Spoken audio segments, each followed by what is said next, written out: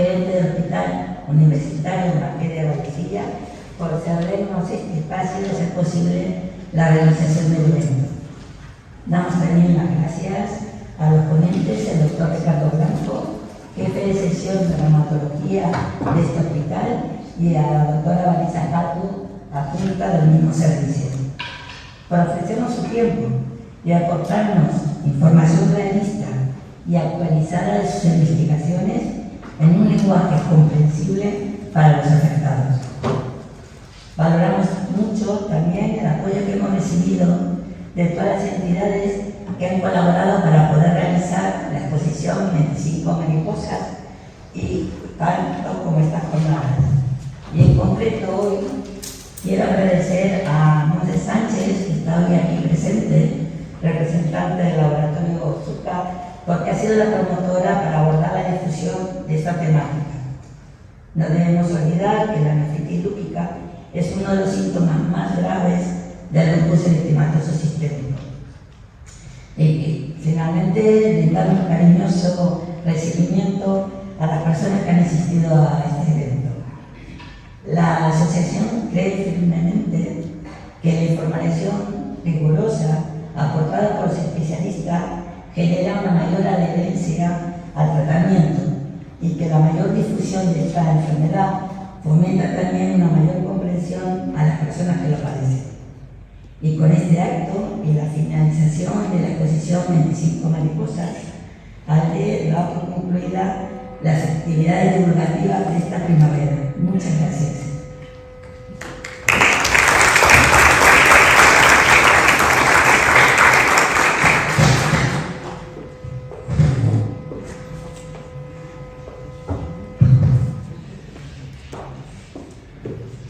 Muy buenas tardes a todos.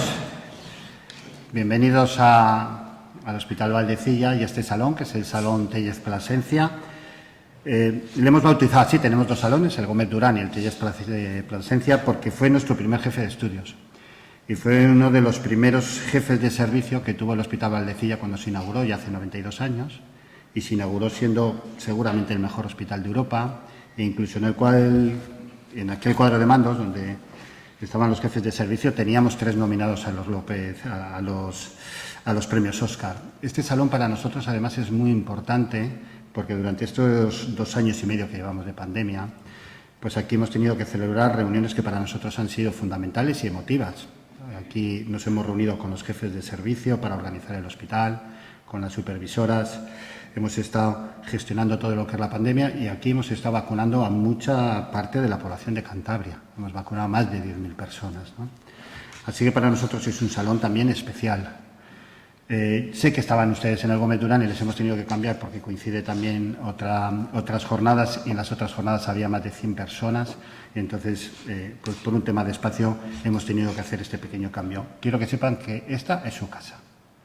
Nos alegra mucho tener en la sala de exposiciones la exposición 25 mariposas, ha gustado muchísimo. Espero que el próximo año repitamos y este salón está para cualquier tipo de actividad que quiera hacer la asociación, tanto en ese aniversario o para cualquier otro tipo de evento que os parezca que puede ser importante que vengáis aquí. Servicio de reumatología. Bueno, pues uno a veces, yo como gerente, me siento muy orgulloso de representar al hospital. Y en este caso me siento especialmente orgulloso de representar al servicio de reumatología. Es uno de los mejores servicios de España, sin duda. Este año ha ganado los premios Best in Class respecto al resto de los servicios y hospitales de España. Es un centro y unidad de referencia nacional en enfermedades autoinmunes. Gran parte de sus profesionales son referentes en determinadas áreas en la sociedad europea y en la sociedad científica española. Y yo creo que estamos ante un equipo que nos da muchísima calidad asistencial y supongo que ustedes coinciden en todo ello. Ricardo Blanco es el máximo responsable ahora del servicio. No voy a hablar de su currículum porque estaríamos entonces 1 hora. Es una persona que ha publicado numerosos artículos a nivel internacional y nacional. Es un excelente docente, es un excelente ponente y sobre todo es un gran médico. No solo para mí es importante Ricardo Blanco como jefe de servicio de reumatología, es muy importante para mí como jefe de servicio del hospital.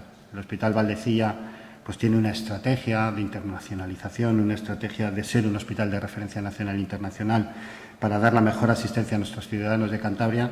Y Ricardo, en esa parte, en esa estrategia es absolutamente fundamental para que la definamos. Es una de las personas con las que yo más me apoyo y en las que yo continuamente estoy pidiendo opinión y le estoy pidiendo ayuda para poder desarrollarlo así. Lo malo de él es que es algo mayor que yo, y yo también ya no soy joven, y a la izquierda de él está Vanessa, y Vanessa es el futuro. Vanessa es el futuro. Excelente reumatóloga, futuro de este hospital. Gente como ella va a hacer que los próximos 20, 30, 70 años sigamos siendo uno de los mejores hospitales del país y podamos atender lo mejor que podamos a nuestros ciudadanos. Los dejo ya con ellos. Para mí un placer que estén aquí. Para nosotros es fundamental la interacción de los pacientes, de las familias, para ser mejores médicos y para atender mejor a las personas, con lo cual esta siempre será su casa.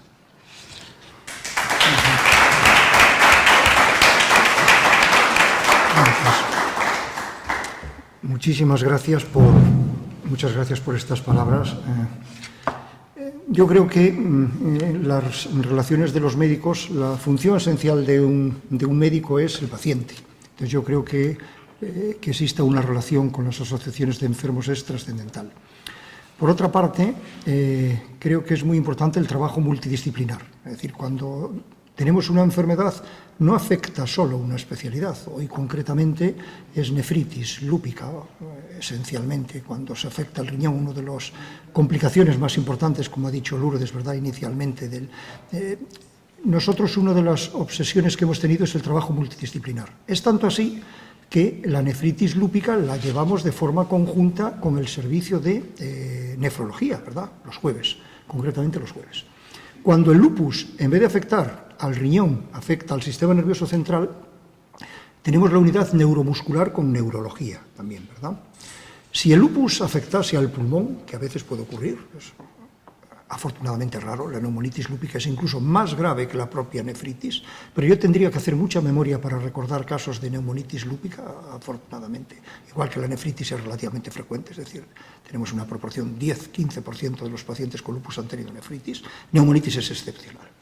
Habremos tenido 4, 5 pacientes con neumonitis lúpica nomás. También tenemos consulta multidisciplinar con neumología. Entonces yo creo que el trabajar de forma, primero, el trabajar centrados en el paciente, el trabajar de forma multidisciplinar, el trabajar en servicios que no dependan de una persona, porque como bien dice el doctor Tejido, el tiempo va pasando. Y es una de las grandes obsesiones que yo he tenido, que haya un recambio generacional.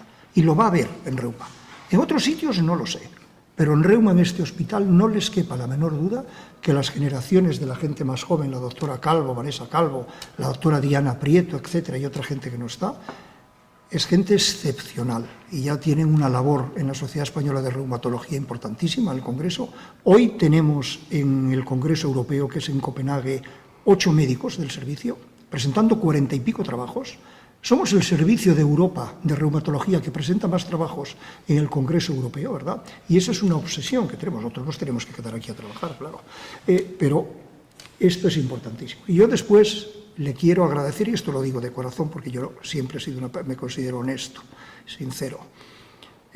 Quiero agradecer enormemente que en el peor momento posible que hemos tenido desde que yo soy médico, sin duda, que es la época del COVID, de esta epidemia, hemos tenido el mejor director en el peor momento. Y eso es importantísimo. Y eso no es que lo diga yo, eso lo pensamos todos los profesionales de este hospital. Es decir, que no es eso, yo creo que es importante una persona de dentro que conoce completamente el hospital, que ha sabido gestionar hospital COVID, hospital no COVID, recursos de mascarilla, recursos de batas, etcétera. Eso ha sido importantísimo. Y eso o se hace bien o se hace regular. Y yo ya no quiero hablar más, voy a dar, dejo a Vanessa que diga un poco de lo que considere, y yo ya os doy 5 minutos de diapositivas porque la parte fuerte, o de presentación, la parte fuerte la llevará Vanessa Calvo, que es la que lleva nefritis con la doctora Diana Prieto, ¿vale? Bueno, pues buenas tardes a todos.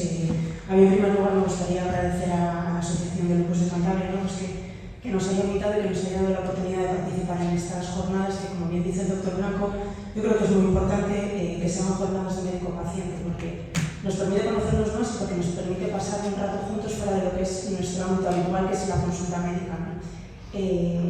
Yo me formé aquí en Valdecilla, tuve la gran suerte de formarme en Valdecilla. De hecho, yo cuando elegí reumatología, uno de mis principios era que si no lo podía hacer aquí, me hubiera dedicado a hacer otra cosa. He tenido grandes profesores, entre ellos el doctor Blanco, y ahora, junto con la doctora Diana Prieto, nos trabajamos un poquito con el doctor Luis Martín, que es nefrólogo, de valorar los pacientes con lupus que tienen nefritis lúpica en lo que hemos dicho, ¿no? Una consulta multidisciplinar que yo creo que es muy enriquecedora para nosotros, porque nos permite compartir conocimientos, o sea, los nefrólogos nos cuentan su parte, nosotros la nuestra, y porque yo creo que para vosotros, para los pacientes, es muchísimo mejor que os vean varios especialistas juntos que tener que ir a la consulta de nefro a la de en días diferentes. Y por mi parte nada más, cuando me quiera el doctor Blanco, os contamos un poquito una charla que hemos intentado preparar. A veces para nosotros es un poco complejo hablar para pacientes, porque como estamos muy acostumbrados a hablar siempre a médicos, hablar en una enfermedad muy compleja en términos simples a veces es difícil. Pero bueno, el doctor Blanco lo hará fenomenal y seguro porque es un primer apoyo. Entonces, es muy breve. Voy a centrarme sobre todo por dónde van los nuevos tratamientos médicos. Nuestra especialidad hace 20 años, casi, disponíamos de muy poco personal terapéutico. Y son probablemente, y esto lo saben bien los gestores de la sanidad, es probablemente una de las especialidades que más elaboramos. Concretamente, algunas de las enfermedades, hay 200 enfermedades reumáticas aproximadamente, una de las enfermedades que más ha progresado es la artritis reumatoide. Disponemos de 20, no sé si, disponemos al menos de 20 fármacos nuevos para la artritis reumatoide en estos años. Y el lupus. Lupus nuevos solo tenemos 2 fármacos. ¿Qué pasa? No se investiga lupus. Lupus es afecta mucho a la población oriental, raza, pero también a caucásicos, a países donde se investigan muchos de esos conflictos de interés. El lupus, más que una enfermedad, es un síntoma, con distintas manifestaciones que probablemente tengan causas diversas, y entonces como tiene una serie de manifestaciones se asocian y se entran dentro. Hay unas manifestaciones que son leves. Nosotros a veces le llamamos, desde el punto de vista casi lupito. Puede tener un lupus de verdad y un lupus lupito, que hay quien le llama lupito. La manifestación más frecuente es la articular, ¿verdad? Se inflaman las manos, esto es muy fácil de controlar. El nombre lo recibe por estas lesiones que le salen en la cara, ¿verdad? Que siempre respeta el bigote. Los lupus nunca afectan el bigote. Esto termina siempre en el surco nasogeniano. Porque el bigote, las mujeres todas tienen bigote. Todo el mundo tiene bigote. Entonces, ¿por qué en el lupus nunca hay lesión en el bigote? Porque el bigote de las mujeres, que afortunadamente no se ve, tiene receptores de testosterona. Y la testosterona es una de las sustancias que iría bien. De hecho, nosotros cuando no teníamos opciones terapéuticas, hasta llegamos a dar derivados de la testosterona hace 20 años o 25 casos que no sabíamos hacer. El caso es que aquí, como hay mucha testosterona en hombres y mujeres, el lupus nunca afecta aquí. Afecta aquí, que al menos en la cara, el torso. Los médicos antiguos de hace 200 años o más, no tenían los anticuerpos antinucleares ni estas cosas. Entonces veían una serie de pacientes que tenían manifestaciones articulares y que les salían estas manchas en la cara. Y como los médicos hace 200 años, aparte de saber de medicina, también sabían de botánica y de zoología, coincidían con las manchas que les salían a las lobas cuando estaban en celo, a las lobas. Y de ahí viene el nombre de lupus, porque los lobos, ¿verdad?, sobre todo las hembras, tenían una serie de manchas en la cara. Estas manchas que parecen un ala de mariposa, y por eso se llama, ¿verdad?, el eritema, ala de mariposa. Las lesiones cutáneas no son graves nunca, pero estéticamente puede ser terrible. Una persona joven, una mujer de 25 años, con estas lesiones no se controlan, puede ser. Entonces, en esta vida no solo es que tú una enfermedad te pueda matar en el cuerpo, porque te puede matar en el estado anímico, y eso puede ser terrible. Pero bueno, consideremos que estos son otro tipo de lesiones. Pero después hay otro tipo de lesiones que ya claramente son muy graves y ya pueden afectar claramente a la mortalidad, como es la afectación del riñón, esto es una biopsia del riñón, o la afectación del sistema nervioso central, ¿verdad?, el neurolupus que se llama. Y obviamente los tratamientos deben ir adaptados a cada una de estas situaciones. La pieza angular siempre son los corticoides. Cuanto menos dosis de corticoides demos, mejor. Ninguno queremos dar corticoides. Nosotros tenemos tanta manía los corticoides como médicos como el paciente. Si los damos es porque no nos queda otro remedio. Nuestra obsesión es darlos a la menor dosis posible y el menor tiempo posible. Para ello, necesitamos habitualmente otra serie de agentes que sean guardadores de corticoides y que colaboren también en controlar lo que es el proceso. Para ello tenemos los antiinflamatorios. Por ejemplo, debemos evitar el ibuprofeno, probablemente sea mejor el naproxeno. Todos los antiinflamatorios son distintos. El diclofenaco no es bueno, que da riesgo probablemente el naproxeno. Y los antipalúdicos. Los antipalúdicos, la hidroxicloroquina, que ahora todo el mundo ha tomado, hasta Trump ha tomado, el presidente de Brasil, todo el mundo por el COVID, después se ha visto que no protegía el COVID, pero tampoco iba mal por COVID. Es decir, los antipalúdicos, hidroxicloroquina, yo he tomado hidroxicloroquina al principio también, después ya vi que no valía para nada y la dejé de tomar. Cuando las manifestaciones son más graves, en nuestro servicio los tomaban todos, te lo voy a decir para explicar prácticamente todos. La ciclofosfamida, el micofenolato, la zatoprina. Probablemente la ciclofosfamida sea de los fármacos que menos nos gusta, es muy importante. Nos gusta poco porque a largo plazo da una serie de efectos importantes, aparte de infecciones, efectos tumorales, etc. Y disminuye la fertilidad, mucho. Entonces, claro, el lupus, que muchas veces es en mujeres jóvenes, de 20, 25, 30 años, pues eso nos puede estar condicionando que esos ovarios queden dañados, que la paciente no ovule, y que la zatoprina, que se usa mucho. Tenemos otra serie de fármacos, el metotrexato, la lenalidomida, el tractónimo, la talidomida, y cómo no, se puede hacer trasplante, inmunoglobulinas endovenosos, y en los últimos años sale la terapia biológica. Los fármacos biológicos son fármacos costosos, son fármacos en general muy eficaces y se llama terapia biológica, como es el Benlysta, Belimumab. No sé si alguno de ustedes está con Belimumab, pero el Belimumab lo hemos utilizado mucho. Los fármacos se llaman biológicos porque para su producción se necesita un ser vivo. Un fármaco que se llama biológico, cuando ustedes oigan, tiene la característica de que todos en general suelen ser muy caros. Son fármacos que necesitan para producirse un ser vivo. Por lo tanto, las fábricas son terriblemente estrictas, las de biológicos, por ejemplo, la de Benlysta para el lupus, para su enfermedad. Y se llaman biológicos por eso, porque se necesita un ser vivo para su producción. El metotrexato, por ejemplo, que tienen aquí, no. El metotrexato lo podemos fabricar aquí, con una serie de reactivos mezclados. Son fármacos sintéticos, son flexibles y similares. Los biológicos se necesitan. Se necesita, habitualmente se utiliza el ovario de los hámster chinos. Se coge el ovario de un hámster chino, se pone tal, y así es como eso, y es lo que se utiliza en general para los biológicos. Nosotros tenemos el sistema inmune, muchas cosas de acuerdo, en todas tienen su utilidad. A veces da la sensación viendo determinadas cosas que me parece que no todo tiene su utilidad, pero todo tiene su utilidad. El sistema inmune es muy importante, y lo hemos visto viendo en los enfermos del COVID. Y todos sabemos que cuando nos vacunan del coronavirus, del COVID, tenemos que producir anticuerpos anti-COVID, sobre todo anticuerpos de tipo IgG. Los anticuerpos en nuestro organismo lo producen unas células que son las células que yo, como soy muy antiguo, las pongo en rosa, porque son las que se quedan embarazadas. Se ponen embarazadas y después dan a luz y dan los anticuerpos, la IgG, sobre todo. Puede dar IgG, la IgG no es tan eficaz, la IgG. Y para eso está diseñado. Pero la célula D, ustedes están enfermos porque sus células B no funcionan bien. El problema del lupus es la célula B. La célula B está alterada, ustedes están alterados. Por la causa que sea, eso es una historia. Pero está alterada. Entonces sus células B no funcionan bien. Pero la célula B es una célula muy exigente. No se queda embarazada de cualquier manera. Necesita muchos estímulos.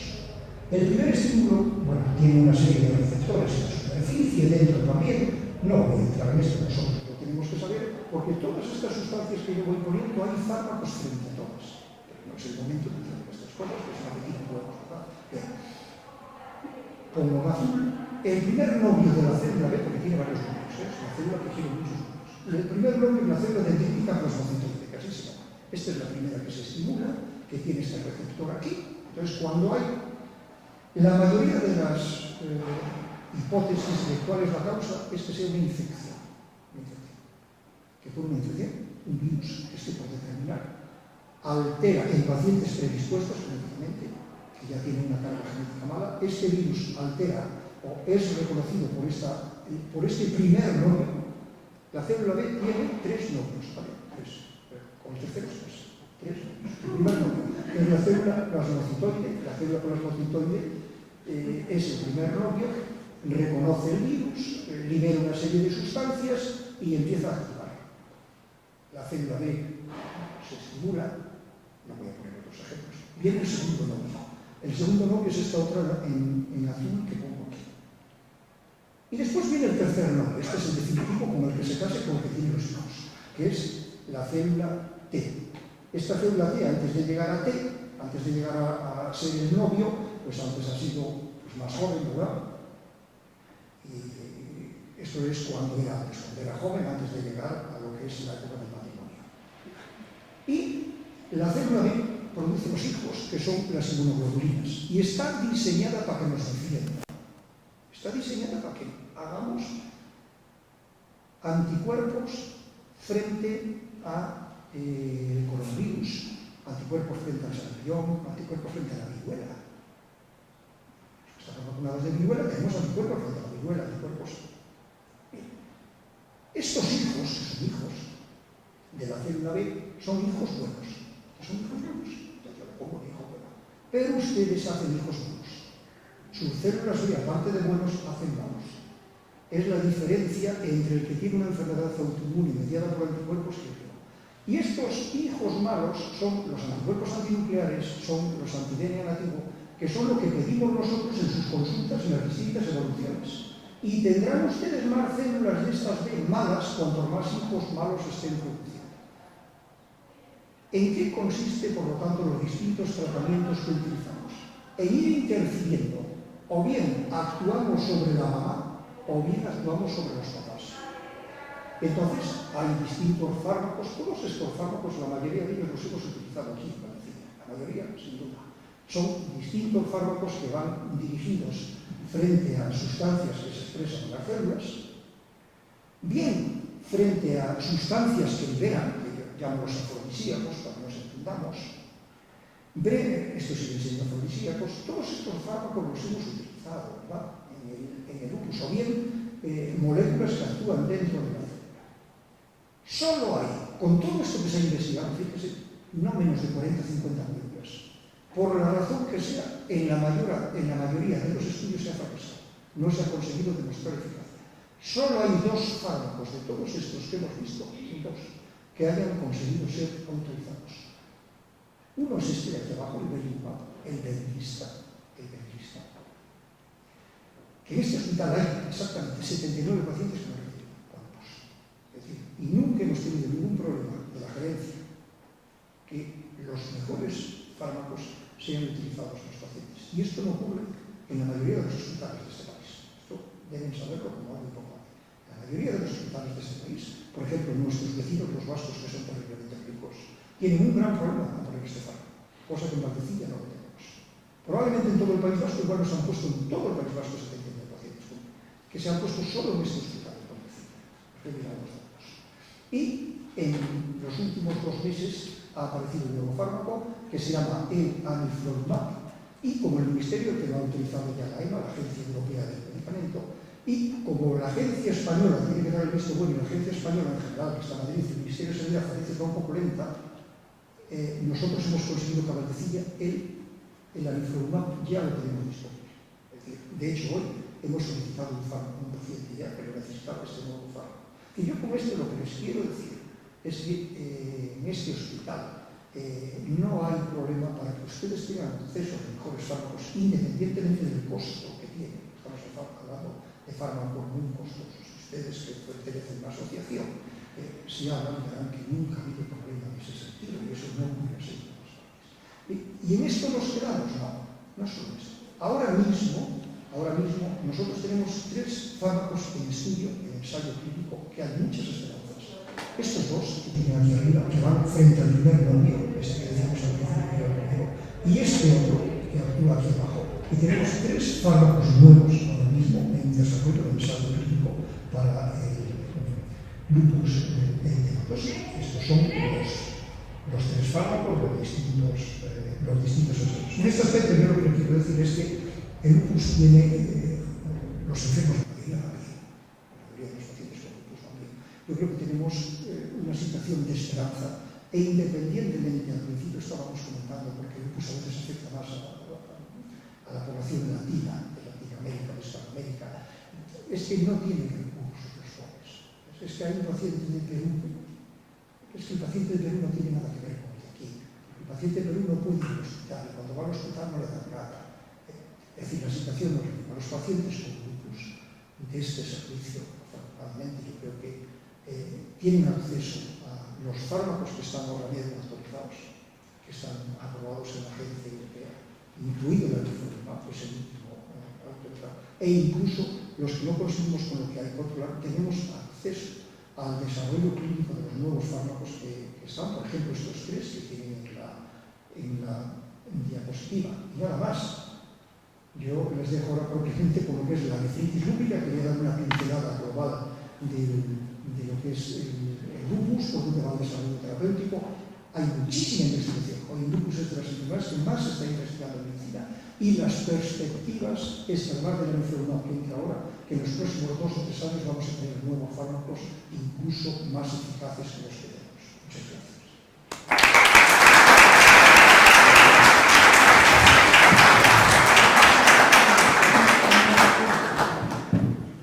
Dicho antes, es una enfermedad bastante compleja que a veces es un poquito difícil de explicar. Este es un poco el esquema que vamos a seguir a lo largo de la charla. Primero vamos a hablar un poquito del lupus en general y luego ya nos vamos a centrar un poquito más en la nefritis lúpica. ¿Qué sabemos del lupus? Del lupus lo que sabemos es que es una enfermedad autoinmune, que es multisistémica, es decir, puede afectar a casi todos los órganos del cuerpo, y que es una enfermedad crónica. No se cura con nada, ¿vale? Es una enfermedad para toda la vida. Sí disponemos de muchos tratamientos, afortunadamente, que nos ayudan a que esta enfermedad entre en lo que nosotros llamamos remisión, es decir, que se duerma y que el paciente pueda hacer una vida totalmente normal, como si no tuviera la enfermedad, pero la enfermedad no se cura. O sea, no es como una gripe que se cura o como una infección de orina que se cura, ¿vale? Es una enfermedad en la que sabemos que influyen múltiples factores, tanto genéticos como factores ambientales, que lo que hacen es alterar nuestro sistema inmunológico, ¿vale? Nuestro sistema inmunológico, que tiene la función de defendernos, lo que hace es alterarse, formar lo que ha dicho el doctor Blanco, que son los autoanticuerpos, que son anticuerpos que genera nuestro organismo y que, en vez de defendernos, lo que hacen es atacar a nuestros tejidos, ¿vale? Y eso es lo que va a producir el daño en los tejidos de los diversos órganos diana del lupus. Sabemos que existen múltiples anormalidades inmunológicas, entre ellas la formación de autoanticuerpos, sobre todo los ANAs, los anticuerpos antinucleares, que tanto habréis oído hablar, que sabéis que en todas las determinaciones analíticas que pedimos en el seguimiento de consulta, nosotros siempre hacemos determinaciones de ANAs. Sabemos que es una enfermedad muy variable, o sea, puede ir de lo que nosotros, como ha dicho el doctor Blanco, le llamamos el lupito, o sea, ese paciente con una afectación muy leve, un poquito articular, un poquito cutánea, que sabes que probablemente nunca va a hacer una afectación grave, a aquellos pacientes que ya tienen una afectación renal, una afectación pulmonar, una afectación cardíaca, que sí que puede comprometer la vida, ¿no? Es una enfermedad que en esa situación sí puede ser potencialmente mortal. Y sabemos que el diagnóstico se basa en criterios clínicos, en criterios de laboratorio, y que siempre, antes de diagnosticar un lupus, como igual que en otras enfermedades en medicina, tenemos que descartar otro tipo de enfermedades. ¿Qué sabemos de etiología y de epidemiología de la enfermedad? Sabemos que, como he dicho, es una enfermedad multisistémica, es decir, hay múltiples factores genéticos, ambientales, hormonales y epigenéticos que dan lugar a esa alteración del sistema inmune, a esos autoanticuerpos, y que esos anticuerpos van a atacar a nuestros propios tejidos. Sabemos que está muy influida por la edad y por el sexo. ¿Por qué? Porque el lupus es una enfermedad de mujeres sobre todo en edad fértil, ¿vale? Normalmente se diagnostican mujeres entre los 15 y los 40 años y la proporción de mujer-hombre es de 9:1, es decir, de cada 10 pacientes, 9 van a ser mujeres y 1 va a ser varón, ¿vale? Aunque sea más frecuente en mujeres, lo que sí que se ha visto es que en los hombres es más grave. ¿Por qué? Porque los hombres tienden a tener más afectación renal, más afectación de serositis, es decir, tanto de pleura, que es el tejido que recubre el pulmón, como de pericardio, que es el tejido que recubre el corazón.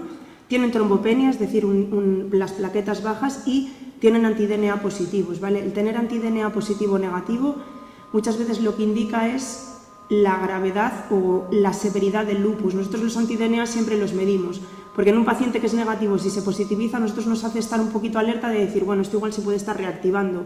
Un paciente que siempre es positivo y tiene niveles bajos y de repente te suben los niveles, también te hace estar un poquito alerta, un poquito pendiente.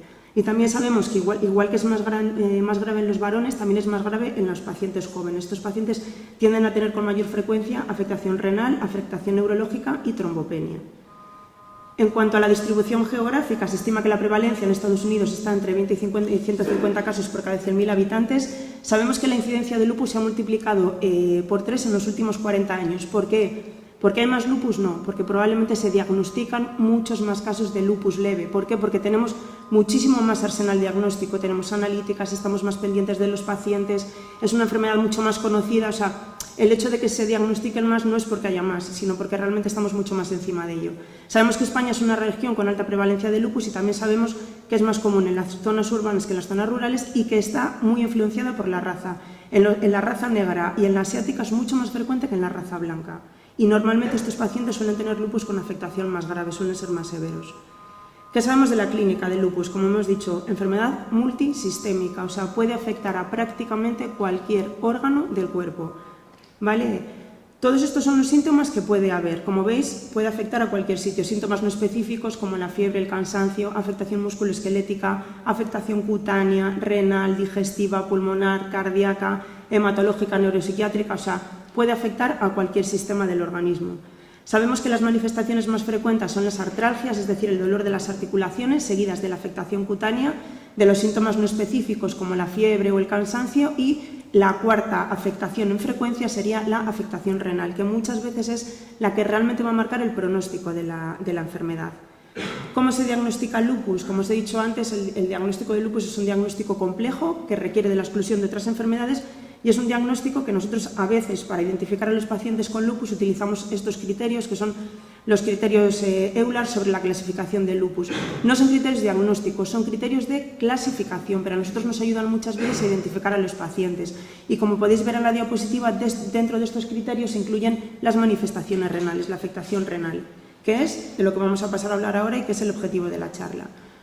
¿Cómo definimos nosotros nefritis lúpica? Esto es algo como muy médico, pero bueno, porque sepáis un poquitín, ¿vale? Lo definimos cuando las proteínas en orina son más de 0,5 gramos en 24 horas, cuando el índice entre las proteínas y la creatinina en orina es mayor de 0,5 y cuando tenemos un sedimento que nosotros decimos un sedimento activo. ¿Eso qué quiere decir? Que tenemos en orina glóbulos rojos, glóbulos blancos o cilindros celulares formados por distintas sustancias. ¿Qué sabemos de esta enfermedad? Sabemos que afecta a más del 50% de los pacientes, ¿vale? Y que entre un 40 y un 60% de los pacientes ya en el momento del diagnóstico van a tener afectación renal. Muchas veces afectación renal leve, pero ya hay afectación renal. Sabemos que es la primera causa, el lupus, que es una enfermedad sistémica que produce una afectación renal secundaria. La afectación renal puede ser la primera manifestación de los pacientes en un 10% de los casos. Un 20% de los pacientes van a evolucionar hacia una insuficiencia renal crónica. Sabemos que entre un 1 y un 2% de los pacientes con lupus y afectación renal van a requerir hemodiálisis. Es la mayor causa de mortalidad en el LES, como ya he dicho, es realmente una de las manifestaciones que va a marcar el pronóstico de la enfermedad. Que la supervivencia de la enfermedad a 10 años es menor en aquellos pacientes que ya al inicio tienen nefropatía, porque normalmente los pacientes que al inicio tienen nefropatía es más probable que, aunque sea leve, pueden desarrollar una afectación más severa. Como ya he dicho antes, muy influida por la raza, pero en afroamericanos que en raza blanca, más prevalente y más severa en los varones y en nuestro medio, en las mujeres, normalmente se suele diagnosticar en la tercera década de la vida. Para que quede así un poco a modo resumen de todo esto, el 40% de los pacientes con lupus pueden presentar afectación renal, un 20% de los pacientes que tienen afectación renal van a presentar una insuficiencia renal crónica a los 10 años y también se ha visto que la nefritis lúpica tiene un riesgo de muerte 26 veces mayor con respecto a la población general, con respecto a la población sana. ¿Por qué se produce esta afectación renal? Por lo que hemos dicho antes, porque nuestro sistema inmunológico se vuelve loco, empieza a formar autoanticuerpos, estos autoanticuerpos se unen a antígenos que forman inmunocomplejos y estos inmunocomplejos se depositan normalmente en el glomérulo, es decir, el riñón, aparte de todo el tejido que tiene unos vasos que son como unos ovillos, que son unos vasos muy pequeñitos. Ahí es donde se deposita el inmunocomplejo y lo que hace es inflamar el glomérulo, entonces el riñón ya no puede funcionar bien. Existen una serie de factores pronósticos, la edad de aparición, cuanto antes aparezca la nefropatía, más grave, el sexo masculino, la raza negra, el retraso en el diagnóstico. Evidentemente, si nosotros diagnosticamos el lupus y la afectación renal pronto, es mucho más probable que lo podamos tratar de forma precoz y evitemos la evolución hacia una enfermedad más grave que si ya te llega un paciente con una insuficiencia renal terminal, donde muchas veces por la cronicidad del proceso, aunque pongamos tratamiento, ya normalmente no suele funcionar. si se asocia a hipertensión arterial, porque esto también es un dato de gravedad de la afectación renal, la forma histológica, que luego os voy a contar un poquitín los distintos tipos de nefritis lúpica que hay un poco por encima, lo que he dicho antes, el índice de cronicidad, es decir, cuanto más crónicas sean las lesiones, cuanto más tiempo lleven, mucho más difíciles son de quitar con los tratamientos que nosotros ponemos. Si se asocia a síndrome antifosfolípido, porque el síndrome antifosfolípido, que como sabéis son una entidad que a veces se puede asociar al lupus, que lo que hace es aumentar el riesgo de trombosis, puede producir trombosis renal, entonces la afectación renal va a ser más severa y, como siempre, pues factores socioeconómicos, lo que hablábamos antes, ¿no?, con el doctor Blanco. Un paciente con lupus de Perú no tiene el mismo acceso a la sanidad o no tiene las mismas posibilidades en la sanidad que lo que tenemos aquí, porque aquí en Valdecilla la verdad que nunca hemos tenido problema para poner ningún tipo de fármaco, o sea, somos totalmente libres de poner un poquito lo que nosotros consideremos que necesita el paciente. ¿Cómo se diagnostica la nefritis lúpica? Con biopsia. O sea, muchas veces, aunque por la analítica nosotros podamos sospechar que hay una nefritis lúpica, el gold estándar, o sea, para nosotros la forma más segura de saber si un paciente tiene o no una nefritis lúpica es hacer una biopsia renal. Cuando hay una situación grave, es decir, una situación con una afectación renal muy severa que compromete la vida del paciente, evidentemente lo primero es el paciente y tratar el riñón, y muchas veces la biopsia la posponemos o a veces incluso no la realizamos, porque lo primero es tratar la severidad del cuadro. ¿Cuándo estaría indicada la biopsia renal?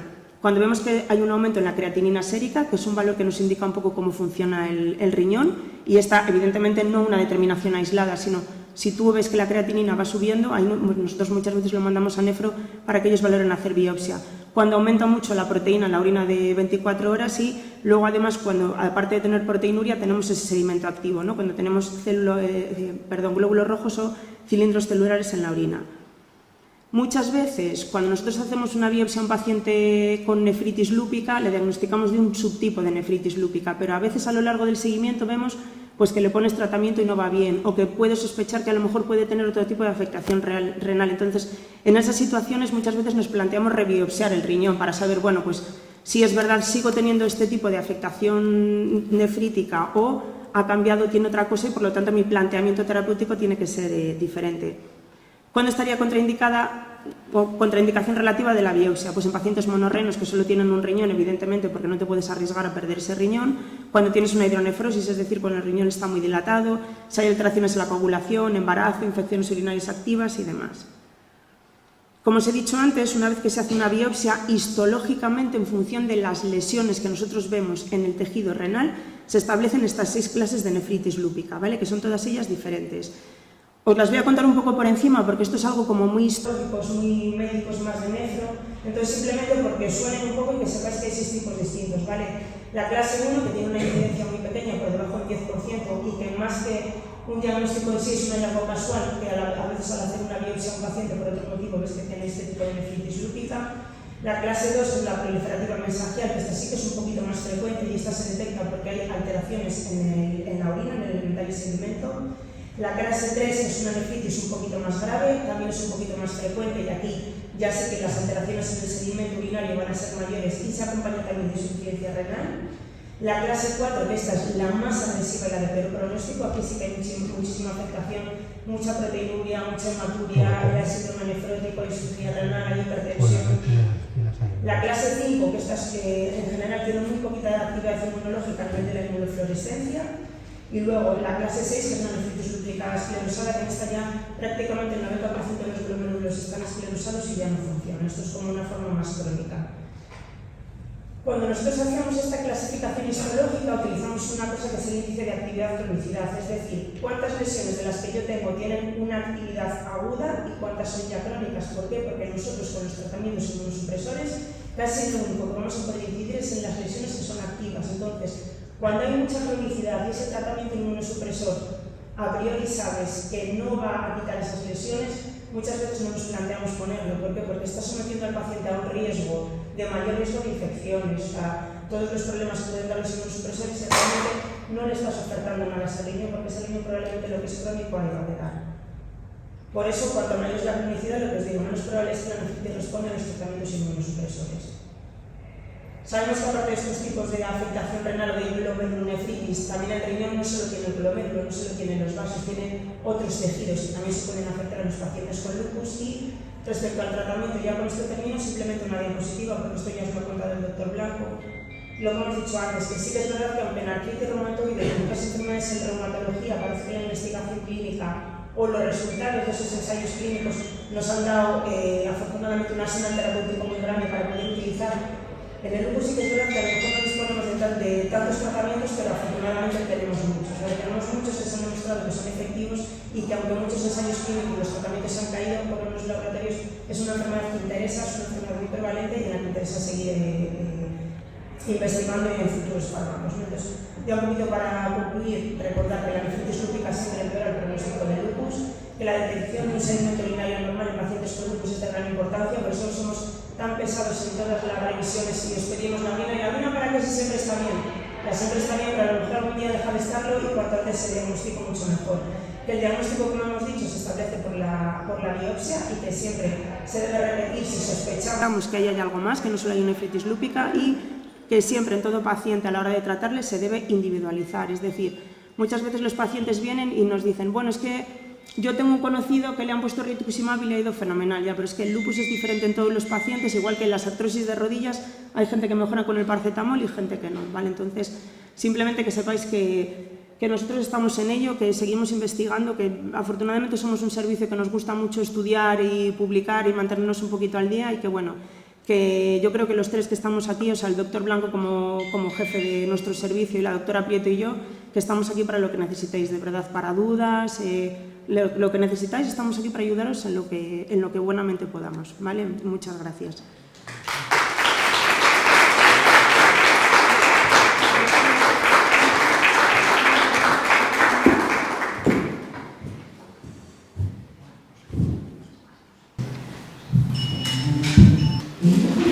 Porque a mí no he entendido si está afectado en nefritis lúpica o hay otro tipo de afectación que no llega a ser nefritis lúpica, pero las personas que tenemos lupus podemos tener.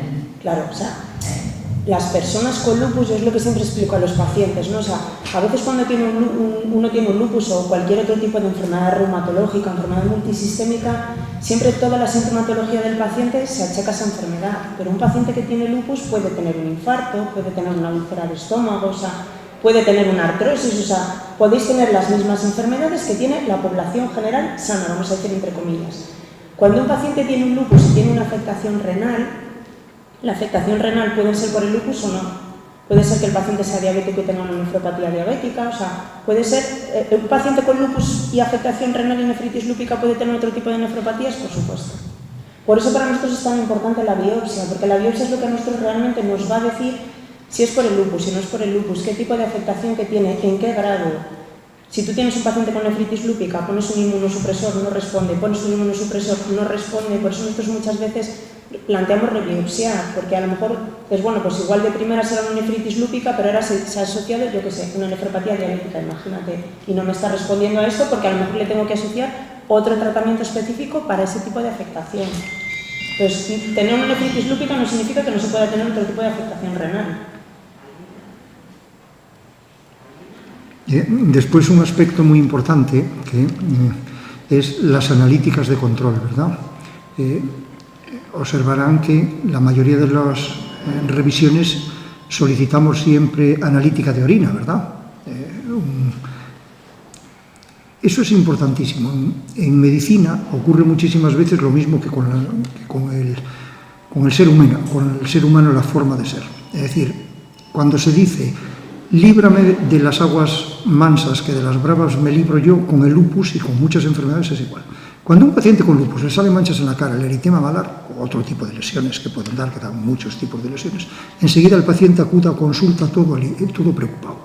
Y no tiene ninguna importancia para ese enfermo. En cambio, la afectación renal no da síntomas. No da. El paciente puede tener el riñón muy mal y no se está enterando.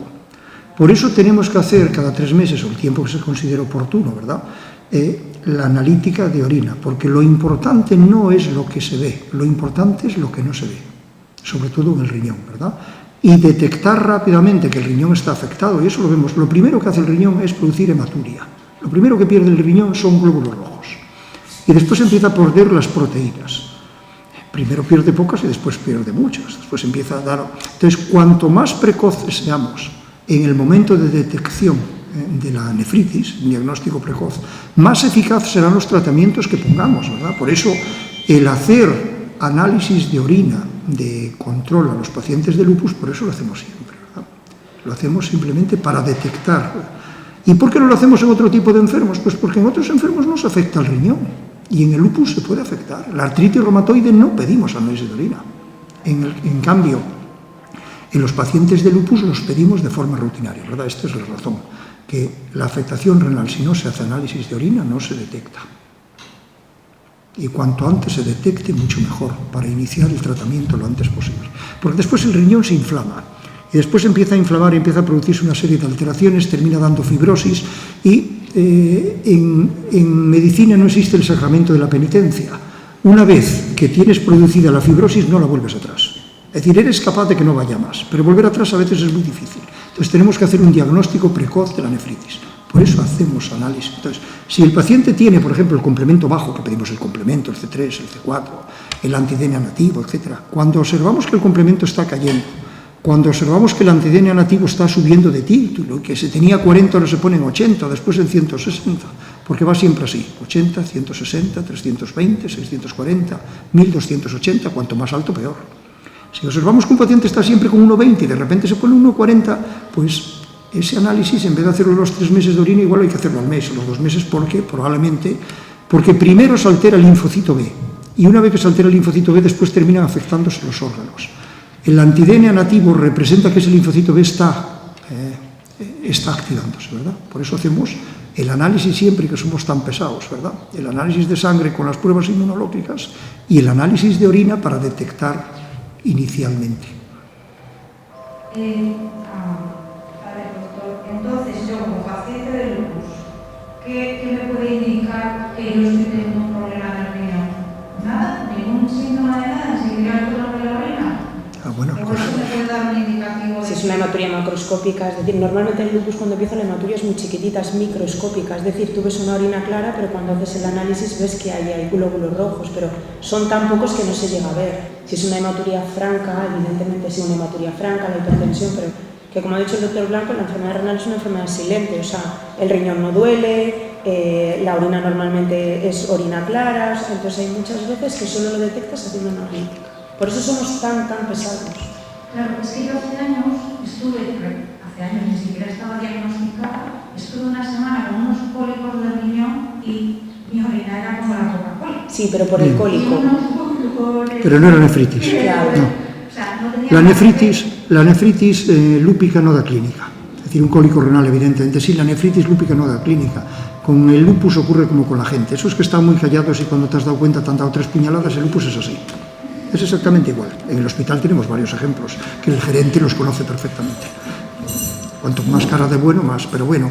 Y entonces ocurre exactamente así. Por eso tenemos que hacer, yo esto lo digo en el sentido de que hagamos siempre los análisis, que la razón de los análisis es ese, y dirán, a este le están pidiendo cada 6 meses. Bueno, porque este paciente que estamos haciendo cada 6 meses o cada 8 a veces, resulta que las pruebas inmunológicas son todas normales. El DNA nativo es negativo, los anticuerpos antinucleares incluso se han negativizado, el complemento es normal, la orina siempre nos ha dado normal y aún así hacemos la orina. En vez de hacerla cada 2 meses o cada 3, la hacemos cada, ¿verdad? Todo tiene una razón y en el lupus somos muy dependientes de la analítica. Lo que menos nos preocupa del lupus es lo que se ve. Lo que nos preocupa es lo que no se ve. Lo que no se ve es en el caso del riñón, sin duda, sin ninguna duda, ¿no? Entonces, esto que nos comentaban hace un rato de otro paciente, es decir, si un paciente de un país que lamentablemente no tiene los recursos económicos que tenemos en la sanidad pública española, especialmente la de Cantabria, muy especialmente, ese paciente cuando acude ya tiene una insuficiencia renal, ya el riñón tiene mucha fibrosis, eso ya no hay forma de volverlo atrás. El pronóstico de ese paciente empeoró muchísimo. Por eso cuando uno lee la supervivencia de lupus, por ejemplo en Brasil, no tiene nada que ver con la de España, porque los recursos que tienen, el diagnóstico, el hacerlo de forma precoz o hacerlo ya de forma más evolucionada y después el acceso a los distintos tratamientos, la vigilancia. En este hospital todos los pacientes que ponemos biológicos, todos están vacunados para el neumococo, En ese aspecto somos pioneros en España con el servicio de preventiva. El primer hospital que vacuna a todos los pacientes de forma rutinaria con patología autoinmune es este hospital, desde hace al menos 10 años, contra el neumococo, contra el influenza, ahora que es coronavirus, obviamente, como toda la población, pero además se hace una serología para ver si estas pacientes con lupus, el sarampión que tuvieron, siguen conservando anticuerpos ante el sarampión, porque el que tiene un sistema inmune bueno, ha tenido el sarampión o se ha vacunado del sarampión con 2 años o 3, no sé cuándo es, a qué edad se va. Y a lo mejor con 30 ya no tienen anticuerpos antisarampión. Nosotros eso lo medimos. Y si el paciente ya no tiene anticuerpos antisarampión, volvemos a poner la vacuna, para que vuelvan a tenerlos, para que no se reactiva. Y esto se hace de forma rutinaria. Es decir, disminuimos mucho las comorbilidades, ¿verdad? La vigilancia de las complicaciones cardiovasculares se hace de forma muy estricta, de que si el paciente tiene el colesterol, la tensión, todas estas cosas. A veces, y hemos hecho, y ha sido una tesis doctoral, hemos hecho la ecocarotidia para ver si los pacientes tienen placa de ateroma en la coronaria. Entonces, la vigilancia de las comorbilidades, el diagnóstico precoz, el tratamiento precoz, el acceso. Los pacientes cuando reciben también sus esteroides, su profilaxis también, para que no hagan osteoporosis. Y cuando damos ciclofosfamida, que lo damos muchas veces, hacemos la profilaxis también para determinadas infecciones y damos el trimetoprim sulfametoxazol, ¿verdad? El Septrin forte, eso previene de infecciones bacterianas y de otras infecciones como son el neumocistis. Todo ello hace que el manejo del lupus se haga mucho mejor, ¿verdad? Por eso yo creo que la evolución del lupus ha cambiado radicalmente, ¿verdad? En estos años. Yo creo que es un momento de que estén optimistas. Van a ir bien, seguro. Después nosotros queremos investigar mucho. Entonces ahora con el servicio de inmunología, porque esta es una enfermedad sobre todo inmunológica, tenemos la suerte de tener uno de los servicios de inmunología más importantes de este país, como es este servicio, que es el jefe de servicio es el doctor López Hoyos, que es además el presidente de la Sociedad de Inmunología, que tiene un laboratorio, es decir, los anticuerpos antinucleares, el anti-DNA nativo se hacen realmente bien, porque imaginemos que no se hacen y no los hacen bien, no, se hacen perfectamente bien, porque en ese aspecto tiene todos los controles de calidad que se puedan tener el servicio de inmunología acreditados, y nosotros estamos iniciando nuevos programas de investigación. Queremos aplicar terapia celular a los poquísimos pacientes de lupus que no acabamos de controlar, que son poquísimos, terapia celular con TCAR, que son unas células T que se modifican, que se utilizan en leucemias y también se pueden utilizar en lupus. Y vamos a iniciar. Es decir, que para esos pocos pacientes que hay que no se consigan controlar, intentaremos controlarlos los vamos a controlar, seguro. Segurísimo. Yo tengo una pregunta. Respecto a las serologías que estáis haciendo, a la gente que ha pasado el COVID o que se va con la vacuna, ¿vais a hacer serologías de anticuerpos o no? Pues eso tendremos que considerarlo con el doctor López Hoyos. En principio no está establecido, porque además la defensa del COVID no está del todo bien establecida, porque aparte de la defensa humoral, que son los anticuerpos, existe una defensa celular. Y la defensa celular es muy difícil de medir, exige unas técnicas inmunológicas distintas y eso habría que considerarlo. Es algo que hay que tener en cuenta si realmente va a haber una cuarta vacuna, si no la va a haber, y en caso de que haya una cuarta vacuna, si se va a hacer a la carta. Lo que sí vamos a considerar mucho es la vacuna del herpes zóster, porque los pacientes con lupus están especialmente predispuestos al herpes zóster. Entonces, en este momento se dispone de una vacuna de herpes zóster muy eficaz, y probablemente los pacientes con lupus de forma concreta habrá que vacunarlos de herpes zóster, porque es la patología autoinmune que más herpes zóster tiene, ¿verdad? El lupus eritematoso, independientemente del tratamiento que reciben. Porque los que tienen artritis reumatoide solo lo desarrollan un grupo de pacientes que reciben unos fármacos concretos, pero los lupus independientemente, y eso probablemente lo tendremos que considerar en el nuevo programa de vacunación, el herpes zóster, y tenemos que tener muy en cuenta qué hacemos con el coronavirus, ¿verdad? Si realmente va a haber cuarta vacuna, si medimos anticuerpos, si no medimos anticuerpos, y si hacemos también el estudio de respuesta celular, que eso es distinto a los anticuerpos, es mucho más complejo de hacer. Hola, buenas tardes. Muchas gracias. Yo vengo desde ahí, me ha empezado un poco a ver todo lo que tiene aquí el despliegue con los pacientes, me veo como una envidia horrible, porque aquí no lo tenemos tan bien montado. Pero quería preguntar... Allí, perdón, cuando dice allí, ¿a dónde se refiere? Jaén. Pues ahora hay 3 reumatólogos en Jaén que son amigos míos y tienen uno concretamente que se ha formado en Granada que es excepcionalmente brillante, una doctora que es de Marruecos, que tiene nacionalidad española, es brillantísima, de lo más brillante que es, habla 4 idiomas. Yo tengo una relación sensacional, tiene 30 y poquitos años. Es decir, ahora mismo en Jaén ha cambiado mucho la situación estos 3 últimos años, muchísimo, yo diría. Sí, de verdad, de verdad. Me quería preguntar, cuando hablaba de la terapia que se está utilizando en la leucemia, ¿se refiere, me imagino, que la inmunoterapia? No. La inmunoterapia, las escalas terapéuticas en patología autoinmune hay distintos escalones, hay como distintas revoluciones terapéuticas. La primera y las revoluciones terapéuticas que nosotros estamos estableciendo van de lo mismo que ha hecho oncología. Es decir, oncología, el rituximab, ¿verdad?, que es un fármaco que a veces hemos utilizado en nefritis lúpica. El rituximab es un fármaco que surge para los tumores, por eso se llama rituximab, mab monoclonal antibody, SIC, que es quimérico, de tumor. La de rituximab es porque se utiliza para tumores. Bien, nosotros vamos por detrás de la oncología, porque si a cualquiera de los que está aquí, de nosotros, nos dan a elegir entre tener un lupus o tener una neoplasia de páncreas con metástasis, todos elegimos lupus, es indiscutible. Entonces, primero la investigación se centra en la oncología y después entra otro grupo de enfermedades como son las autoinmunes. Dentro de las enfermedades autoinmunes, las de reumatología son las que van delante.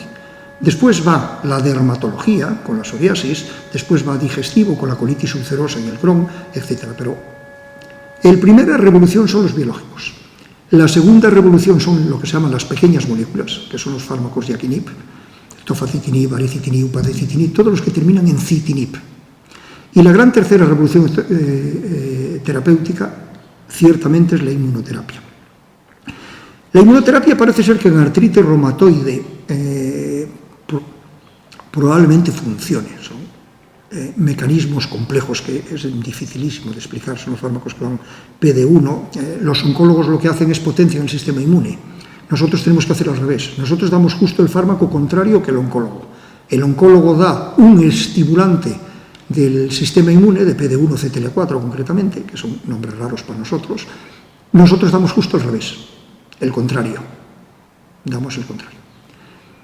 Dentro de la inmunoterapia, efectivamente, como me dice, dentro de la inmunoterapia, el último escalón son las TCAR, la inmunoterapia basada en terapia celular, que consiste, en esencia, en lo siguiente. Consiste en, a usted, de momento está autorizado solo para leucemias y determinados cánceres muy refractarios, porque estamos hablando de tratamientos que son sus orígenes, un solo paciente costaba $500,000 euros, nada más y nada menos. Entonces, estamos hablando de tumores, por ejemplo, que no había solución, leucemias sobre todo infantiles, y lo que se hace al paciente es, con ese antígeno, se les trae sangre, se cogen células inmunológicas, los papás, no las mamás, se coge lo que estaba en azul, las células T. Esas células T se estimulan para que justo proliferen las que destruyen el tumor, y después se ponen a replicar en el laboratorio. Y una vez que ya hemos conseguido un montón muy grande de células que tenemos aquí, células T, que son las del propio paciente, para que no las reconozca como extrañas, son las del propio paciente, pero que se han estimulado y han proliferado, se las inyectamos endovenosa. Entonces esas células van dirigidas a destruir lo que nosotros queremos destruir, es decir, hacemos que tengamos muchos soldados propios que los hemos estimulado, los hemos multiplicado y los introducimos. Nosotros queremos entrar en terapia celular en patología autoinmune para esos poquísimos casos. No suelen ser lupus, suelen ser esclerodermias más que lupus. Para esos casos queremos entrar en TCAR, que es la última fase de la inmunoterapia. Cuando hablamos que el hospital decía no tiene problemas para dar los tratamientos de biológicos, ¿eso se extrapola al hospital de Serrallana y Laredo? Sí, claramente, exactamente igual. Los reumatólogos de Serrallana y de Laredo se han formado en este hospital. Siguen exactamente nuestra misma filosofía, tenemos una relación sensacional y exactamente igual. Laredo, concretamente, cuando determinados pacientes con lupus ya se complican, en muchas condiciones nos lo refieren a nosotros, porque somos hospital de referencia de la comunidad y ahora somos CESUR del norte de España, ¿verdad? Somos centro de referencia del norte. Pero sí, Sierra Llana sí también se pautan perfectamente. El Laredo también. Yo quería que nos explicara un poco las complicaciones de tener la afectación renal y poder quedarse embarazada. Muchas chicas jóvenes, esa es la gran pregunta. ¿Es posible, pueden llegar a remitir la nefritis lúpica para poder quedarse luego embarazadas? Hombre, no sé. Lo más importante, pero en cualquier enfermedad inmunológica, nosotros se lo explicamos mucho a nuestros pacientes jóvenes, es que siempre planificamos un poquito el embarazo con ellas. ¿Por qué? Por varias razones. Primero, porque la enfermedad tiene que estar en remisión. Es súper importante que el lupus y cualquier enfermedad autoinmune esté en remisión antes de plantar el embarazo. Y segundo, por los tratamientos que nosotros ponemos, porque hay muchos de nuestros tratamientos que se pueden poner durante el embarazo, pero otros no. Entonces, yo sí que es verdad que a las chicas jóvenes, y a mí esto me parece que lo deberíamos hacer todos así, dedicar un ratito a contarles, pues mira, no quiere decir que no te vayas a poder quedar embarazada, pero es una cosa que igual en una paciente sana no tiene que planificar, pero es una cosa que se tiene que planificar contigo. Entonces, ¿una paciente con una nefritis lúpica joven no se puede quedar embarazada? Sí, pero primero hay que controlar la afectación renal. Y luego nosotros aquí en Valdecilla, dentro de todas las consultas monográficas que tenemos, una de ellas es la de embarazo. El doctor Víctor Manuel Martínez Taboada lleva a todas las pacientes con enfermedades reumatológicas que se quedan embarazadas, es decir, es una consulta específica que lleva un especialista, entonces él es el que más controla de esto, las maneja durante el embarazo, cambia fármacos, o sea, la revisa junto con el ginecólogo, hacen consultas todos los meses, claro. Es una unidad desde hace mucho tiempo que funciona sensacional, sensacional, y la verdad que normalmente, sí que es verdad que las pacientes a veces, esto es como todo, ¿no? Hay muchas veces que los pacientes son dependientes del médico y a nosotros nos gusta tener nuestros propios pacientes porque estableces una relación con ellos. Cuando tú les dices a ellas, no, es que cuando te quedes embarazada te voy a cambiar de consulta, la reacción normal siempre es, pues no me puedes seguir viendo tú. Vienen todas encantadas de esa consulta, todas. Claro, se hacen ecografías de control con mucha frecuencia. Muchísimo. Por si hay que inducir el parto, etc. Y ese es un tema muy importante. No es lo mismo tratar una nefritis en un paciente de 60 años que en un paciente de 25. Por ejemplo, al paciente 25 intentamos evitar siempre la ciclofosfamida, porque la ciclofosfamida es un fármaco que disminuye claramente la fertilidad. Porque la nefritis sabemos que la vamos a controlar. El problema es que cuando la hayamos controlado los 6 meses, sí hemos dañado esos ovarios de forma que después no consiguen producir óvulos y esa mujer no se queda embarazada. Eso es un problema. Entonces, a la hora de tratar con una mujer en edad fértil, la selección del tratamiento la intentamos hacer en ese sentido y probablemente, pues, aparte de corticoides, dosis altas o lo que sea, pues probablemente utilizamos rituximab, probablemente utilizamos micofenolato e intentamos evitar la ciclofosfamida para este problema de la disminución de la fertilidad, porque claro, después tienes 25 años con nefritis, a los 26 está controlada la nefritis, a los 30 quiere ser mamá, y lo podría ser perfectamente, porque mientras estás activa de la nefritis no te debes quedar embarazada. Los embarazos en lupus deben ser siempre planificados. Pero a los 30 quiere quedarse, has puesto ciclofosfamida y a lo mejor tienes el problema que esos ovarios no funcionan, que no producen. Entonces, por eso evitamos en edad fértil, intentamos evitar la ciclofosfamida. Después de la ciclofosfamida hay distintas pautas. Y lo que daña más es la dosis acumulada de ciclofosfamida. Entonces intentamos pautas cortas de dosis más baja. Es decir, hay varios trucos, evitarla y en caso de que no quede otro remedio, dar pautas de dosis acumulada más pequeña, etc. Pero eso lo tenemos muy en cuenta. Siempre que tratamos con lupus, como suelen ser mujeres jóvenes muchas veces, en edad fértil, que quieren tener hijos, eso se tiene muy en cuenta, muy especialmente en cuenta. ¿Y a esta persona que tiene que llegar a ese tratamiento, se le tiene en consideración la identificación de óvulos? Sí. Yo quería que la doctora, no sé si la ha entendido bien, cuando ha dicho que al haber tenido nefritis lúpica, el 20% de los pacientes tienen que llegan a los 10 años. Un 20% de los pacientes, se estima entre un 10 y un 20% de los pacientes que tienen nefritis lúpica, a los 10 años pueden desarrollar una insuficiencia renal crónica, pero Insuficiencia renal crónica hay muchos grados, es decir, insuficiencia renal crónica no es sinónimo o no va de la mano de diálisis. Diálisis es una insuficiencia renal crónica ya muy avanzada. Hay gente que se considera insuficiencia renal crónica cuando le baja un poquito el filtrado glomerular, es decir, si tú para tu edad, imagínate, tienes que tener un filtrado de 90, pues a lo mejor hay gente que tiene una nefritis lúpica que evidentemente le baja el filtrado sin necesidad de diálisis. O sea, la insuficiencia renal crónica no es que terminen en diálisis, pero que ese riñón filtra menos de lo que debería, sí. Y después, si es verdad que con la ciclofosfamida sí dan medicamentos para proteger el ovario, y muchas veces congelamos óvulos y la vejiga también.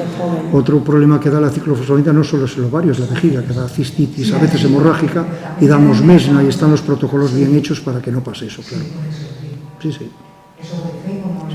Lo hacemos, sí. Nosotros estamos muy pendientes, eso está protocolizado, o sea, no es que tal, sino que tú cuando pones ciclofosfamida en el hospital de día o en la planta está todo protocolizado. Esta consulta funciona muy bien. Todos los pacientes en nuestra consulta de reumatología, no solo el lupus, pero el lupus es, mi mujer tiene un síndrome antifosfolípido, que es una de las complicaciones del lupus. Es decir, el primer embarazo de mi mujer fue un aborto, el segundo embarazo volvió a ser un aborto y ya al tercero, es decir, ahí es cuando arrancó esta consulta. Estamos hablando del año 1998. En 1998 arrancó esta consulta porque se veía que determinado grupo de pacientes abortaban de forma, es muy característico del lupus, ¿verdad? Tener varios abortos de repetición. Y es una situación muy fácil de corregir y mucho más grave, o psicológicamente para una mujer, es mucho más grave querer tener un hijo y no tenerlo que quedarse embarazada sin quererlo. Lo realmente grave es cuando una mujer quiere tener un hijo y no puede tenerlo. Eso es desastroso, ¿verdad? Y realmente eso por eso una de las complicaciones del lupus es el síndrome antifosfolípido, ¿verdad? Que existe una tendencia a que se producen trombos. Uno de los sitios más frecuentes es la placenta se llena, tiene muchísimos vasos y están ahí, la sangre se retuerce y va lenta y va despacio, entonces con facilidad se trombosan los vasos. Con tan mala suerte que se hace una ecografía al cabo del mes y ese niño está latiendo el corazón y cuando lo haces al mes y medio ha dejado de latir, y eso es terrible para una mujer. Y eso se controla de forma tan fácil, simple y llanamente, con aspirina infantil o un ácido acetil salicílico de 100 miligramos, por ejemplo, una vez al día. Con eso, las posibilidades de un lupus que tiene abortos de repetición, las posibilidades de tener hijos es el 50%. Pero si añadimos esta inyección de heparina subcutánea, las posibilidades son de 95%. Yo, de hecho, tengo 3 hijos. Los 3 con Clexane y con aspirina. Y algo he hecho yo también.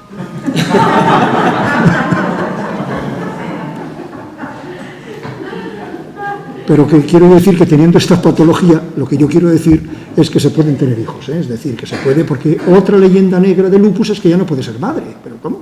Puedes tener familia numerosa. ¿Cómo que no puedes ser madre? ¿Pero eso de dónde ha salido? Se pueden tener hijos. Siendo tan barato el sistema de protección, ¿por qué no se pauta una dosis de todos los embarazos con aspirina infantil? Porque no sé. Si no con aspirina, ¿no? No, pero es que hay un subgrupo de pacientes que lo hacen y otros que no. Es decir, nosotros en las pruebas inmunológicas que pedimos, aparte de los anticuerpos antinucleares, los anti-DNA nativo, otros de estos hijos demonios que poníamos ahí antes son los anticuerpos anticardiolipina, que se llaman así, y otros que son beta-2 microglobulina, etcétera, tampoco, y anticoagulante lúpico. Nosotros medimos eso también. Si eso es negativo, no hay riesgo de aborto.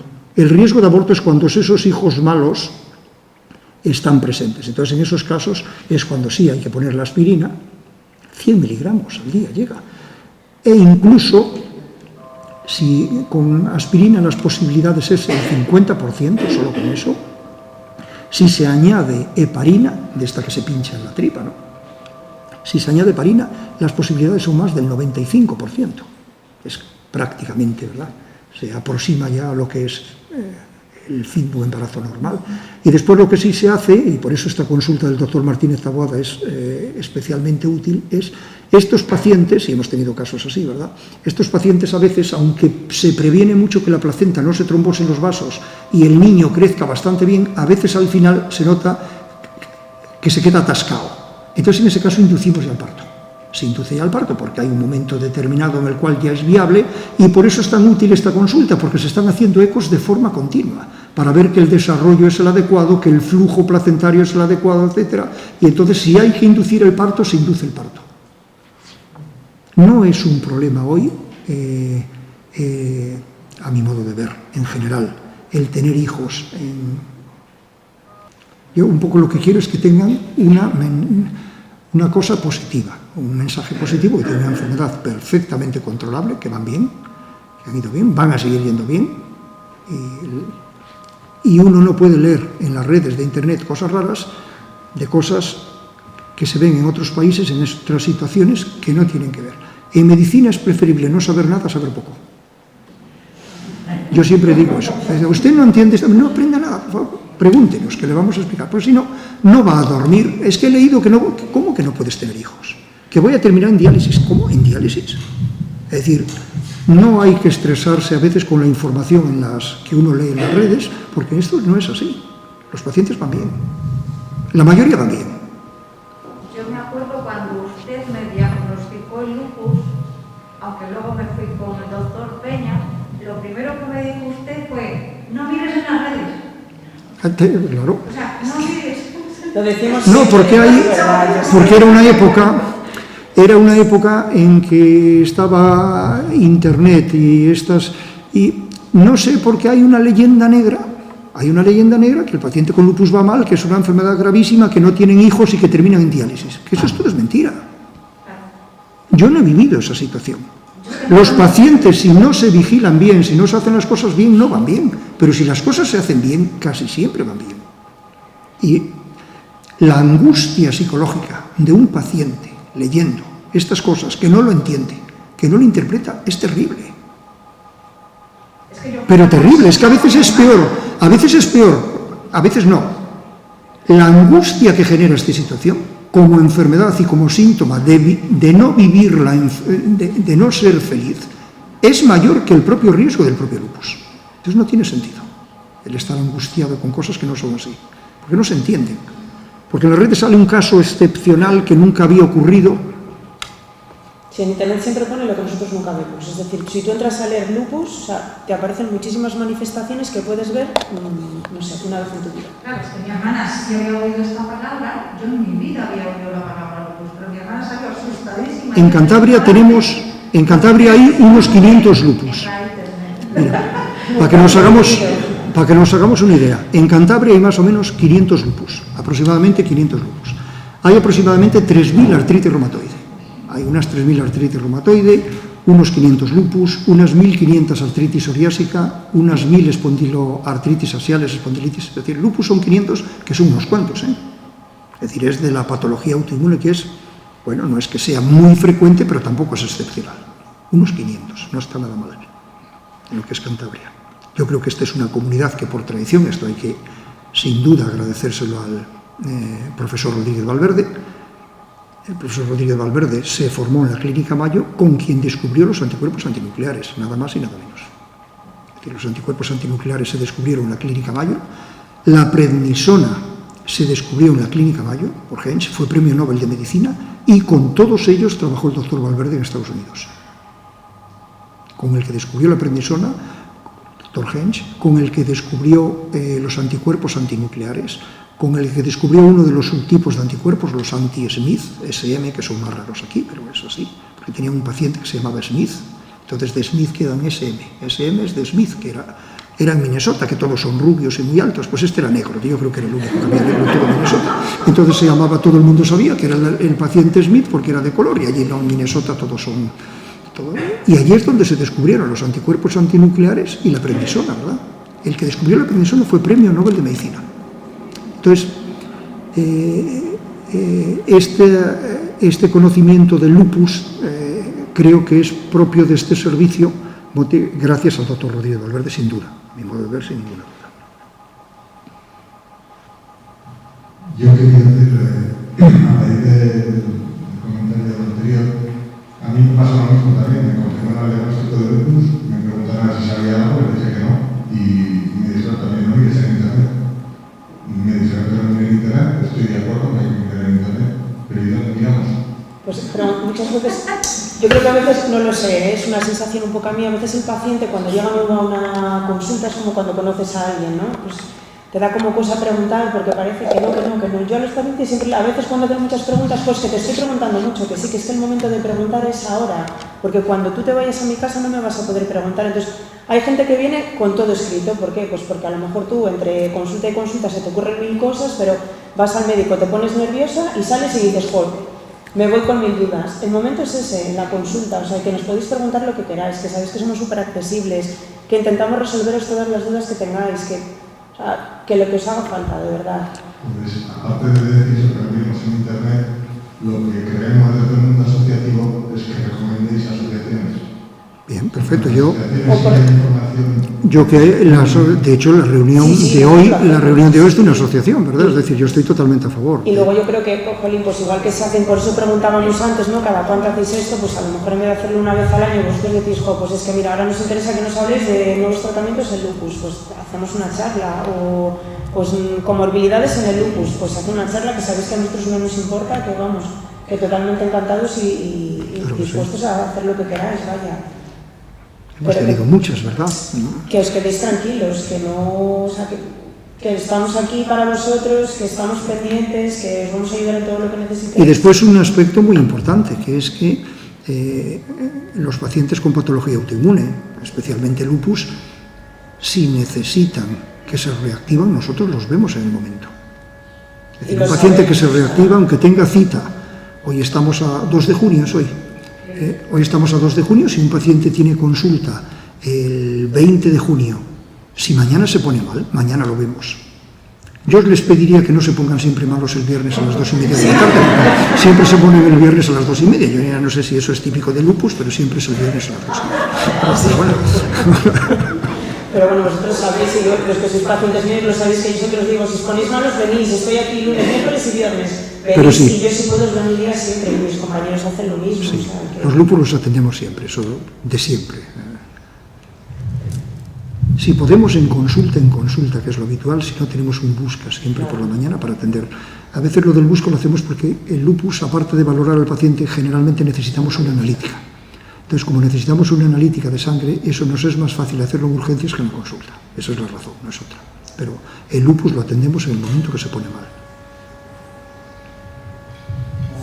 Y si alguna vez no es así, por favor dígamelo a mí, que ahora soy responsable, y les puedo asegurar que eso tiene que ser así. Porque ahora la culpa es mía, ahora sería la responsabilidad, ¿vale? Bueno, no sé si alguien quiere hacer otra pregunta, si no es momento de finalizar. Yo antes quería hacer un apunte. A mí una vez me dijeron eso del lupito, la vida normal, pero por favor, ¿cuándo van a encontrar la pastilla para este cansancio del lupus? No podemos. Es tan difícil explicar a los demás. La astenia de lupus es una manifestación característica, ¿verdad? Y el paciente que tiene astenia... hay un grupo de fármacos en artritis reumatoide que ha triunfado, que son los yatinib, estos fármacos que decíamos antes que terminan en citinib, y que son especialmente eficaces para la astenia. Los pacientes con artritis reumatoide también están cansados y con este grupo de fármacos la astenia mejora muchísimo. Pero los fármacos que terminan en citinib, por la razón que sea, en lupus no han demostrado eficacia. Todos creíamos que iban a ser eficaces, pero ahora mismo lo están presentando en Copenhague, ya lo sabíamos en el Congreso Europeo, el baricitinib en fase 3, ya en la última fase del desarrollo clínico, ha demostrado que no es lo suficientemente eficaz. Y es una pena, porque son los fármacos que más corrigen la astenia, que es una de las manifestaciones, digamos, que desde luego no es grave, pero que al paciente le afecta mucho la calidad de vida. Sí, la verdad que yo he pasado muchos años en que mi energía era para trabajar, pero cuando salía de trabajar ya no tenía vida. Es decir, que un poco uno cree que puede ser la vida normal, pero cuando te toca a ti disfrutar de la vida ya nos toca solo descansar, ¿no? Sí. Bueno, muchas gracias. La verdad que ha sido... nos habéis explicado muchas cosas, no sé si demasiado rápido para poder asimilar todas, pero lo hemos grabado para también poder volver a escucharlo y aprender, y ante todo nos habéis dado un gran mensaje de esperanza y de que estáis muy dedicados a la investigación futuro y que tenemos que ser optimistas y saber que podemos contar con ustedes con un gran rigor científico y también con el apoyo del gerente del hospital, que tampoco es poca cosa. Así que importantísimo. Eso es importantísimo.